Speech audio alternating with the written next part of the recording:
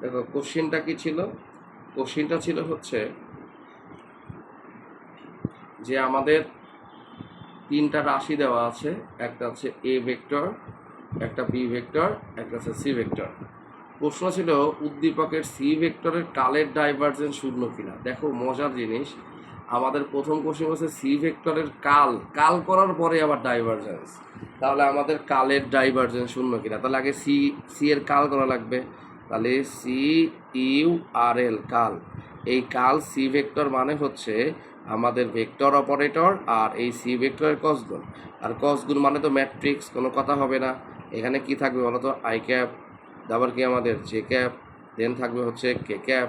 তো আমাদের হচ্ছে ডেল্টা বাই ডেল্টা এক্স, একবারে করবো এবার, হ্যাঁ, delta by delta Y, delta by delta Z, আর এখানে হচ্ছে এক্স স্কোয়ার ওয়াই, এখানে হবে হচ্ছে ওয়াই স্কোয়ার জেড, এখানে হবে জেড স্কোয়ার এক্স। একবারে করি যদি, তার মানে আমি যা বলবো মনোযোগ দিয়ে শুনবি। আই ক্যাপ কমন নিব মানে এই লাইন বাদ, আর এই লাইন তো বাদই। তাহলে একবারে করা বলতে আসলে কী বোঝাচ্ছি, প্রথমে ডিফারেন্সিয়েশন হবে এই ডি ওয়াইয়ের সাথে এটা, যেহেতু ওর ওয়াই নাই তাহলে এখানে পাবে জিরো। ওকে, ওকে, কথা বুঝিস, প্রথমে কিন্তু আই ক্যাপ নিছি, আই ক্যাপ জিরো পাইনি, কারণ ওয়াই এখানে তো শুধু, বাবা দেখ এখানে শুধু ওয়াই আছে কিন্তু ওর ভিতরে ওয়াই নাই, তার মানে জিরো। ওকে, তারপর সূত্রের কি বলতো, মাইনাস। এবার এটা তো ডি জেড, ডেল্টা জেড, ওর মধ্যে জেড আছে কয়টা, আছে একটা, মানে ওয়ান, শুধু সাথে গুণ আছে, আছে কি ওয়াই স্কোয়ার, তার মানে এখানে পাবো হচ্ছে ওয়াই স্কোয়ার। কথা কি বুঝছি? ওকে, ঠিক আছে, দেন আমাদের হিসাব আমরা করবো। ওকে, দেন হচ্ছে আমরা জে ক্যাপ নিব, জে ক্যাপ শুরু হয় মাইনাস দিয়া। তো এইবার হচ্ছে এই লাইন বাদ, এই লাইন বাদ, এই লাইনটা করা যাবে না, তাহলে বাকি লাইনগুলো আমরা করতে পারবো। ওকে, এই লাইন যদি বাদ হয় তাহলে কি হচ্ছে কত, আমাদের হচ্ছে এটা তো ডেল্টা বাই ডেল্টা এক্স ছিল, এটা ওকে ডিফারেন্সিয়েশন করবে, এখানে এক্স আছে, ওরও এক্স আছে একটা, তার মানে এখান থেকে জেড স্কোয়ার পাবো, তোমার সূত্রের মাইনাস। এবার এইটা জেড, কিন্তু তো জেড নাই, তার মানে জিরো। ওকে, তারপরে এবার কে বাদ যাবে বলতো, এইবার আবার ও থাকবে,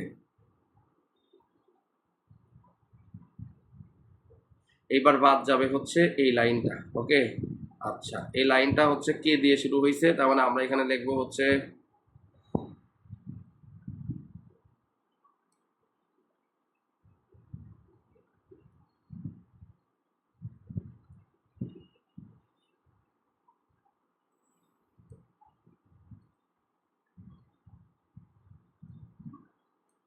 দেখ এবার হচ্ছে আমরা কে লিখবো, কে শুরু হয় পজিটিভ দিয়া, তাই পজিটিভ কে, তাহলে এক্স এরে পছন্দ করে, কিন্তু এখানে এক্স নাই, তার মানে জিরো, সূত্রের মাইনাস। এখানে ডেল্টা ওয়াই আছে, কিন্তু এখানে ওয়াই একবার আছে, মানে শুধু কি হবে এক্স।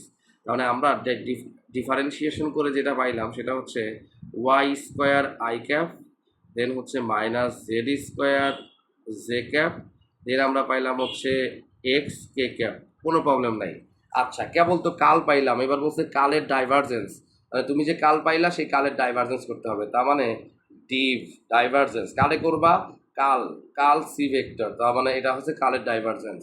তা আমরা সবাই জানি ডাইভারজেন্স মানে হচ্ছে এই যে আমাদের ডট গুণ করতে হবে কারে, কাল সিরে, সি ইউ আর এল, কাল সিরে ডট গুণ করতে হবে ডেল্টার সাথে, কারণ ডাইভারজেন্স মানে ডট গুণ। তাহলে ডেল্টা, এই ডেল ভেক্টর হচ্ছে delta by delta X I cap plus delta by delta Y J cap plus delta by delta Z K cap.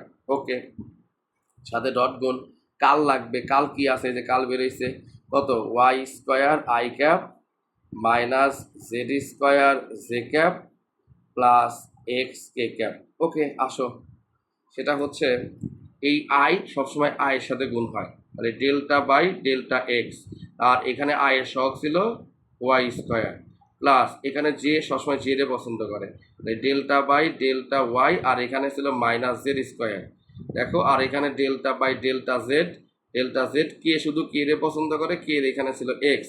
এই দেখো তো এখানে এক্স মানে ভিতরে এক্স কে পরিবর্তন করতে পারবে, কিন্তু এক্স নাই, ওয়াই আছে মানে জিরো। এখানে ওয়াই ভিতরে আছে জেড, তার মানে নাই, মিলে নাই, তার মানে জিরো। জেড কিন্তু ভিতরে আছে এক্স, মানে কত, জিরো, মানে কালের ডাইভারজেন্স কি হয়েছে, শূন্য। তার মানে আমরা গাণিতিকভাবে দেখাইলাম যে কালের ডাইভারজেন্স শূন্য।